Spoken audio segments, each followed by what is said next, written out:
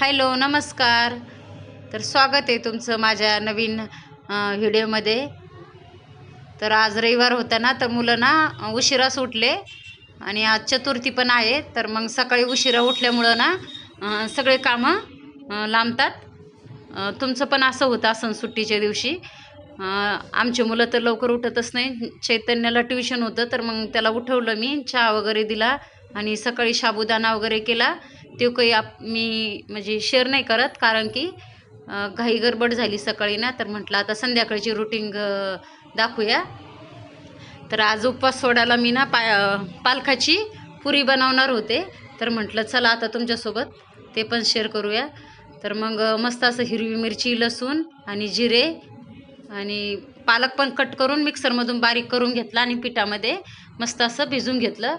तेवढ्याच याच्यात भिजलं मी, त्या पेस्ट जेवढी बनवली होती तेवढी, आणि लागलं तरच पाणी टाकलं आणि छान अशा पुऱ्या बनवल्या. संस्कृती म्हणे आई मी बनवून बघते, तर मग तिला मी 2-3 बनवून दिल्या, कारण की लेकरांना बनवून दिलं पाहिजे थोडंफार, त्यांना पण सवय लागते थोडीशी. आणि नंतर मी बनवल्या. आणि आता इथं बटाट्याची भाजी बनवते पुरीसोबत. चैतन्याला पालकपुरी खूप आवडते, तर म्हटलं आता चला आपण बनवूया. आणि आज उपवास पण आहे. तर पनीरचा मसाला जसा बनवतो का आपण पेस्ट वगैरे, तशीच आज मी इथं बटाट्याची भाजी बनवते.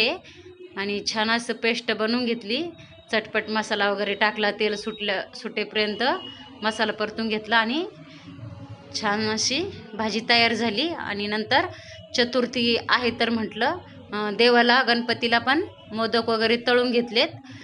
आणि दर चतुर्थीलाच मी मोदक करत असते, 21 मोदक, आणि आरती वगैरे घेत असते संध्याकाळी.